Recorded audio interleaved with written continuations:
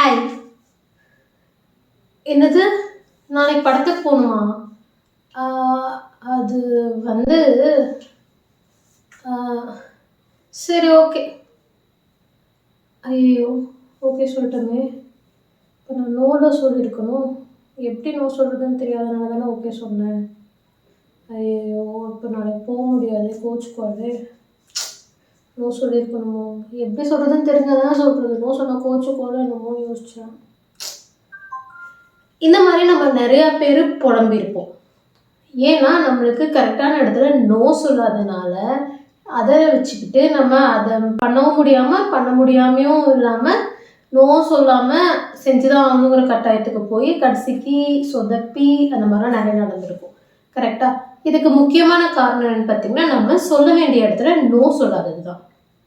Okay, so இன்னைக்கு நம்ம என்ன கற்றுக்க போகிறோம்னா, எப்படி நோ சொல்லலாம் அப்படிங்கிறத கற்றுக்க போகிறோம்.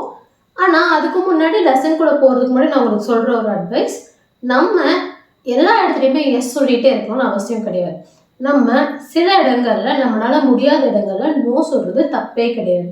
நோ சொல்கிறது தான் இன்ஃபேக்ட் நம்மளோட செல்ஃப் இம்ப்ரூவ்மெண்ட்டோட அடுத்த லெவல். அண்ட் சில ரிலேஷன்ஷிப்பில் நம்ம நோ சொன்னோம்னா அதுக்கு மேலே அதை தாண்டி போகாது, அந்த இடத்துல அது கட் ஆகிடும் அப்படின்னு நீங்கள் நினச்சிங்கன்னா அது கட் ஆனால் ஆகிட்டு போடும். ஏன்னா நம்ம எல்லாத்துக்குமே எஸ் எஸ் எஸ் சொல்லிட்டே இருக்கிறத சொல்லியே நம்மளை இழந்து ஒருத்தரை இல்லை ஒரு ரிலேஷன்ஷிப்பை பிடிச்சி வைக்க முடியாது. சில இடங்களில் நோ சொல்லணும்னா சொல்லிதான் ஆகணும். ஏன்னா எப்பயுமே ஞாபகம் வச்சுக்கோங்க, நமக்கு அடுத்தது தான் மற்றவங்க எல்லாம். நம்மளுக்கு ஃபர்ஸ்ட் ப்ரையாரிட்டி நம்ம தான். இன்னைக்கு சொல்கிற ஒரு குட்டி நோவான அந்த ரிலேஷன்ஷிப் கட் ஆகும் அப்படின்னா அந்த ரிலேஷன்ஷிப் வச்சுதான் என்ன பிரயோஜனம்? உங்களுக்கான இடம், உங்களுக்கான உரிமை இல்லாத ஒரு இடம் தேவையே கிடையாது. கரெக்டா? ஸோ நோ சொல்ல வேண்டிய இடத்துல நோ சொல்லி பழகுங்க, தப்பே கிடையாது, அது நல்ல விஷயம் கூட. ஆனால் அந்த நோவை மூஞ்சில் அடிச்ச மாதிரி சொல்லிடாம, எப்படி சொல்றதுன்னு தெரியாம உளறி அந்த மாதிரி எதுவும் நடக்காம கரெக்டாக கிளியராக எக்ஸ்கியூஸ் நோ சொல்றதுக்கான வழி தான் இன்னைக்கு நம்ம கிளாஸில் பார்க்க போகிறோம். ஓகேங்களா? ஸோ வாங்க கிளாஸ் போகலாம். So giving excuses, how to say no, அதுதான் இன்னைக்கு நம்ம பார்க்க போகிற லெசன். ஸோ ஃபர்ஸ்ட் பாயிண்ட் என்னன்னு பார்த்தீங்கன்னா, இப்போ ஒருத்தவங்க ஒரு விஷயம் சொல்கிறாங்க அவங்க கிட்ட அப்படின்னா, எக்ஸாம்பிளுக்கு ஓகே, இந்த வீக்கெண்ட் வந்து மூவி பிளான் போடுறாங்க உங்கள் ஃப்ரெண்ட் தான் ஒன்று கேட்குறாங்க. ஆக்சுவலாக அவங்களுக்கு வந்து வேறு வேலை இருக்குன்னு வச்சுக்கோங்க, லைக் நீங்கள் பிஸியாக இருக்கீங்க. ஸோ அதை எப்படி அவாய்ட் பண்ணலாம், அவங்களையும் கஷ்டப்படுத்தாமல் மூஞ்சில் அடிச்ச மாதிரியே சொல்லாமல் அந்த ரிலேஷன்ஷிப்பே கெடுத்துக்காமல் எப்படி நோ சொல்லலாம் அப்படின்றத பார்க்கலாம். ஸோ ஃபர்ஸ்ட் எப்படி ஆரம்பிக்கணும்னா, ஃபர்ஸ்ட் ஆஃப் ஆல் என்ன சொல்ல வரேன்னா, எல்லாத்த விட ஃபர்ஸ்ட் என்னன்னா, எனக்கு உங்க கூட வர ரொம்ப இஷ்டம், ஆனால் எனக்கு வேலை இருக்கு, அந்த மாதிரி சொல்லணும். So first of all, I love to join you but I am busy this weekend. So first of all நம்ம ஆரம்பிக்கிறதே வந்து எல்லாத்த விட ஃபர்ஸ்டாக, எனக்கு ரொம்ப பிடிக்கும் நீங்கள் சொன்ன ஆஃபருக்கு, thank you for the offer, first of all thanks for the offer, first of all I would love to, first of all I am feeling great to, இந்த மாதிரி அதுக்கு ஓகே ஓகே ஓகே ஓகே நீங்கள் சொல்கிறது சூப்பராக, என்னால் அப்பா அப்படி இருக்குது, ஆனால் என்னால் வர முடியாது, ஆனால் என்னால் அக்செப்ட் பண்ண முடியாது, அந்த மாதிரி நம்ம ஃபினிஷ் பண்ணணும். ஸோ அப்போ வந்து எந்த பிரச்சனையும் இல்லாமல் கசப்புகள் இல்லாமல் ஈஸியாக முடிக்கலாம். ஸோ ஃபர்ஸ்ட் ஆஃப் ஆல் அப்படின்னு சொல்லி ஆரம்பிக்கணும். அடுத்து, the main reason I say no is, so first of all I love coming with you but the main reason I say no is I have a meeting in the office. So நான் உங்களுக்கு no சொல்றதுக்கான முக்கியமான reason என்னன்னு பார்த்தா என்ன ரீசன்னு சொல்லலாம். Okay, அடுத்தது secondary. So first ஒரு ரீசன் சொல்லிட்டோம், அடுத்தது நம்ம செகண்டாக ஏதாவது சொல்லணும் அப்படின்னா, ஏதாவது உங்களுக்கு அடிஷ்னல் ரீசன் இருந்துச்சு அப்படின்னா செகண்டரி, இல்லைன்னா ஆல்சோ, ரெண்டு இதுவாக யூஸ் பண்ணலாம். அடிஷ்னல் ரீசன் இருந்துச்சுன்னா also I have a client to meet with, I have to have dinner with my client, இந்த மாதிரி ஏதாவது சொல்லுங்க. இல்லை செகண்ட் ரீசன் எதுவும் இல்லை, ஒரே ரீசன் தான், என் பிஸிங் மட்டும் நான் முடிச்சிடறேன் அப்படின்னா இது தேவை கிடையாது. ஓகே, அடுத்தது பிசைட்ஸ் தட், அது மட்டும் இல்லை, பிசைட்ஸ் தட்னா அது மட்டும் இல்லை, besides that I have already booked a ticket with my girlfriend, I have already booked a ticket with my boyfriend. இல்லை I have some outing works with my parents. எதெல்லாம் வேணா இருக்கலாம். ஸோ அது மட்டும் இல்லை, இன்னொன்று இருக்கு அந்த மாதிரி. ஸோ ஒரு ரீசன், மெயின் ரீசன் சொல்லிட்டு அது மட்டும் இல்லை, எனக்கு இந்த மாதிரி வெளியே போக வேண்டிய வேலையும் இருக்கு. The thing is, I have some other plans. I have made some other plans. So the thing is, விஷயம் என்னன்னா அப்படி ஓகே இல்லைன்னா I guess what it comes down to is, so நான் என்ன நினைக்கிறேன்னா இது எல்லாம் சேர்ந்து கடைசி என்ன ஆகி போச்சுன்னா கரெக்டான டைம் இல்லை, இது எனக்கு ராங் டைமில் இது வந்து முடிஞ்சிருச்சு. So I guess what it comes down to is it is the wrong time for me. So எனக்கு அந்த கரெக்ட் டைம் கிடையாது, இது வேறு ஏதோ வேலை இருக்குது, எனக்கு அந்த டைமிங் மேட்ச் ஆகலை. I get what it comes down to. So எல்லாம் சேர்ந்து கடைசியாக இந்த டைம், பர்டிகுலர் டைம் என்னன்னா எனக்கு சரியான டைம் கிடையாது. Okay, at the end of the day so எல்லாம் முடிஞ்சு கடைசியாக யோசிச்சு பார்த்தா என்ன, எனக்கு உன் கூட இருக்கணும், ஆனால் இந்த டைம் தான் உன் கூட இருக்கணும்னு அது இல்லை, எனக்கு இந்த டைம் கொஞ்சம் பிஸி, நம்ம இன்னொரு நாள் போகலாம். at the end of the day I would love to be with you, but we will do another day.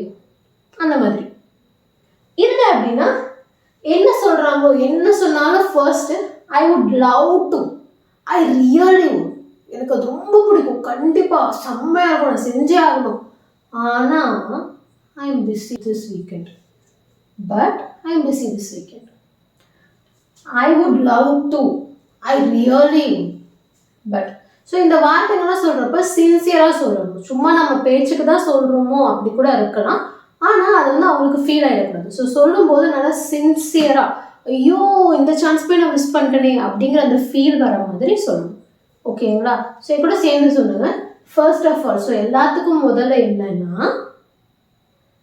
the main reason I say no is, நான் நோ சொல்கிறதுக்கான முக்கியமான மெயின் காரணம் என்னன்னு பார்த்தீங்கன்னா, செகண்ட்லி ரெண்டாவதா ஆல்சோ, அப்புறம் அது மட்டும் இல்லை, பிசைட்ஸ் தட், அது மட்டும் இல்லாமல் the thing is, விஷயம் என்னன்னா I guess what it comes down to is, நான் நினைக்கிறேன் இது எல்லாம் எந்த இடத்துல வந்து பிரச்சனை பண்ணுதுன்னா எனக்கு கரெக்டான டைம் இல்லை.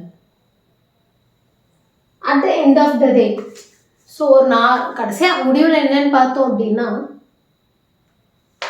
I would love to, I really would, but ஐயோ எனக்கு செம்ம சூப்பர், எனக்கு ரொம்ப பிடிக்கும், நிஜமாவே எனக்கு ரொம்ப பிடிக்கும், ஆனால் ஸோ நான் சொன்ன எல்லா விஷயத்துலையும் பார்த்தீங்கன்னா நீங்கள் சொல்கிறப்போ எக்ஸைட்மெண்ட் இருக்கணும், அந்த பிளான் வந்து சூப்பர் அப்படிங்கிற அந்த எக்ஸைட்மெண்ட் இருக்கணும், ஐயோ என்னால் அதில் வர முடியலையே அப்படிங்கிற அந்த சோகம் இருக்கணும், சே உன் பிளானை போய் மிஸ் பண்ணிட்டேனே அப்படிங்கிற அந்த வருத்தம், கண்டிப்பாக இன்னொரு நாள் வரேன் பாரு அப்படிங்கிற அந்த ஒரு ப்ராமிஸ், அந்த எல்லாமே நம்ம டெலிவர் பண்ணுற அந்த ஃபீல் இருக்கணும். எப்படி நம்ம சொல்கிற அந்த விதத்தில் அது எல்லாமே தெரியும். ஓகேங்களா? இதோட நம்மளுக்கு கம்பசூத்திரம்லாம் இல்லை, நம்மளுக்கு தெரியாதா எவ்வளோ போய் சொல்லியிருக்கோம், எத்தனை இடத்துல எஸ்கேப் ஆயிருக்கோம். அதே தான் இந்த இங்கிலீஷில் ஒரு இடத்துல சொல்லும்போது அதே தான், அந்த ஃபீலிங்கை அப்படியே கொட்டுங்க, வேர்ட்ஸ் மட்டும் இதை யூஸ் பண்ணிக்கோங்க. ஏம்மா எனக்கு இவ்வளோ பெருசாலாம் வேண்டாம்மா, எனக்கு ஒன்றே ஒன்று சொல்லு அப்படின்னு கேட்டிங்கன்னா நீங்கள் எது வேணால் யூஸ் பண்ணலாம். The main reason I say no use பண்ணலாம், இல்லை த திங்கஸ் யூஸ் பண்ணலாம், இல்லை I guess what it comes down use பண்ணலாம், இல்லை at the end of the day use பண்ணலாம், இல்லை I would love to, I really would, but இது use பண்ணலாம். ஸோ நீங்கள் ஒரே ஒரு ரீசன் சிம்பிளாக சொல்லணும், அது ஸ்டாண்டர்டாக அதே தான் நான் ஃபார்ம் யூஸ் பண்ணுவேன் அப்படின்னு கேட்டிங்கன்னா அதுக்கு நீங்கள் எதை தான் நான் யூஸ் பண்ணுவேன்னு பார்த்தீங்கன்னா மெயின் ரீசன் யூஸ் பண்ணலாம், the things I guess what at the end of day I would love to. So 2, 5, 6, 7, 8 இந்த 5 எதோ வேணாலும் யூஸ் பண்ணலாம். ஸோ உங்களுக்கு பிடிச்சது எதுவோ அதை ஒன்று யூஸ் பண்ணிக்கோங்க.